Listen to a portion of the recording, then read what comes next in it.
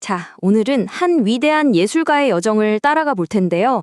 바로 동양과 서양, 이 두 세계를 자신의 캔버스 안에서 완벽하게 하나로 만든 거장, 자오키입니다. 그의 붓끝을 따라가면서 예술이 어떻게 경계를 넘어서는지를 한번 느껴보시죠. 본격적으로 시작하기 전에 이 강렬한 작품 앞에 잠시 멈춰볼까요? 어떠세요?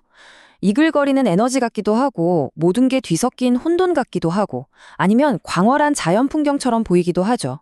여러분 눈에는 지금 무엇이 보이시나요? 이 질문 오늘 끝날 때까지 마음속에 한번 담아두고 가보겠습니다.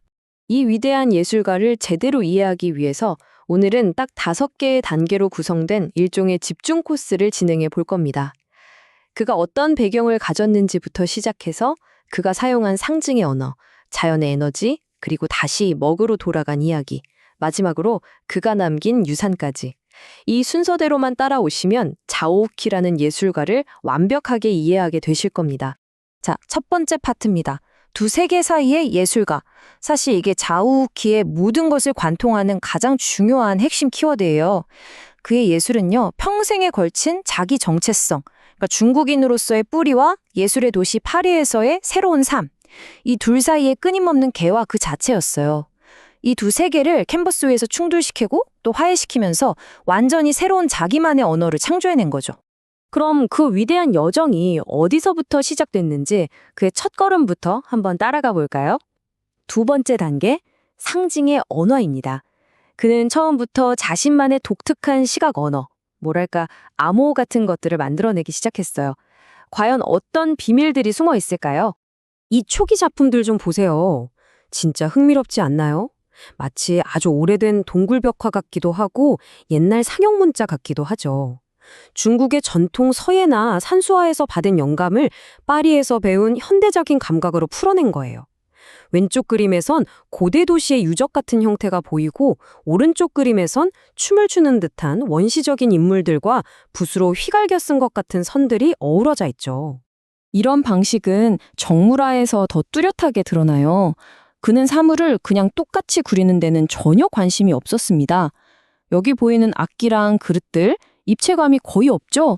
일부러 납작하게 만들어서 하나의 기호처럼 보이게 한 거예요. 사물의 겉모습이 아니라 그 안에 담긴 어떤 본질적인 느낌, 질감 같은 걸 표현하고 싶었던 거죠. 자, 이렇게 차곡차곡 쌓아올린 자신만의 상징 언어는요, 나중에 그의 시그니처 스타일이죠. 그 폭발적인 에너지로 가득 찬 순수 추상으로 나아가는 아주 중요한 발판이 됩니다. 세 번째 단계, 자연의 에너지.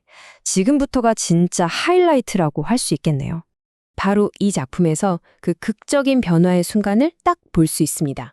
이전 작품들에서 보이던 도시 같은 형태들이 점점 해체되기 시작하죠. 그 빈자리를 강렬한 색과 에너지가 막 채우고 있어요. 이제 형태는 더 이상 중요하지 않은 거예요. 오로지 순수한 감정과 움직임만이 화면을 가득 채우기 시작합니다. 그리고 마침내 모든 형태의 껍질을 깨고 나와버립니다. 세상을 아예 다른 눈으로 보게 된 거죠. 이제 그에게 세상은 색과 빛, 그리고 움직임 그 자체였습니다. 이게 바로 그 유명한 서정적 추상의 세계입니다. 말이 좀 어렵게 들릴 수 있는데 쉽게 말해서 이거예요. 산을 보고 똑같이 산을 그리는 게 아니라 그 산에서 느꼈던 바람, 햇살, 공기의 떨림 같은 보이지 않는 에너지를 색과 붓질로만 표현하는 거죠. 그러니까 이건 실제 풍경이 아니라 작가의 마음속 풍경인 셈입니다. 이때부터 그의 캔버스는 그냥 그림이 아니라 하나의 작은 우주가 됩니다. 색과 붓터치가 막 휘몰아치는데 진짜 태풍의 눈 속에 들어와 있는 것 같기도 하고 빅뱅의 그 순간 같기도 하죠. 혹은 우리 마음속에서 감정이 폭발할 때 딱 그런 느낌. 화면을 뚫고 나올 것 같은 힘이 느껴지시죠? 특히 이 작품을 보면 그의 뿌리가 어디인지 확실히 알 수 있어요. 저 힘있는 붓자국 좀 보세요. 거대한 서예 작품 같지 않나요? 속도감이 그대로 살아있잖아요. 이게 바로 동양화에서 가장 중요하게 생각하는 기운생동, 그러니까 붓의 움직임으로 살아있는 기운을 담아낸다는 정신과 정확히 일치하는 겁니다. 여기선 빛과 어둠, 하늘과 바다가 서로 싸우는 것 같으면서도 기가 막히게 조화를 이루고 있죠. 그는 이제 경지에 오른 겁니다. 그냥 색, 빛, 붓질만으로 자연의 모든 힘과 감정을 완벽하게 표현할 수 있게 된 거죠. 정말 대단합니다. 자, 네 번째 파트입니다. 먹으로의 회귀. 이렇게 서양 재료인 유화로 최정상에 올랐는데 놀랍게도 그가 다시 동양의 전통 재료, 바로 먹으로 돌아갑니다. 그 폭발적인 에너지를 이 단순한 먹과 종이만으로 과연 어떻게 표현했을까요? 이 두 그림을 나란히 놓고 보면 그 답이 보입니다. 왼쪽 유화는 물감을 계속 덧칠해서 만든 묵직하고 단단한 힘이 느껴지죠. 반면에 오른쪽 수묵화는 먹이 번지는 촉감을 이용해서 아주 맑고 유연한 느낌을 줘요. 서로 완전히 다른 재료의 성질을 완벽하게 꿰뚫고 그걸 자유자재로 다뤘다는 얘기입니다. 보세요. 유화에서 보여줬던 그 엄청난 에너지가 훨씬 다루기 섬세하고 부드러운 수채화 물감으로도 그대로 표현되잖아요. 결국 중요한 건 무엇으로 그리느냐가 아니라 어떤 정신으로 그리느냐라는 걸 스스로 증명해 보인 겁니다. 자, 드디어 마지막 단계이자 오늘 교육의 핵심 요약 시간입니다. 자오키의 유산. 그럼 우리가 자오키라는 예술가로부터 꼭 기억해야 할 핵심적인 내용은 뭘까요? 딱 4가지로 정리해 드릴게요.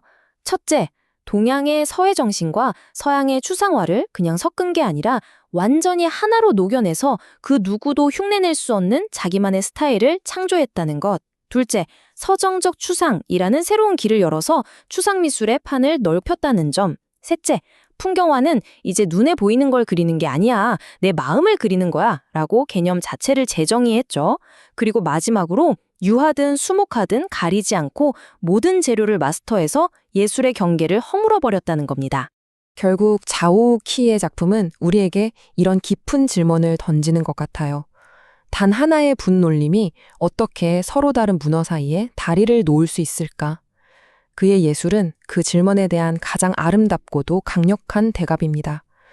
예술이라는 보편적인 언어를 통해 우리는 모두 하나가 될 수 있다는 것을 그의 삶 전체로 보여준 거죠.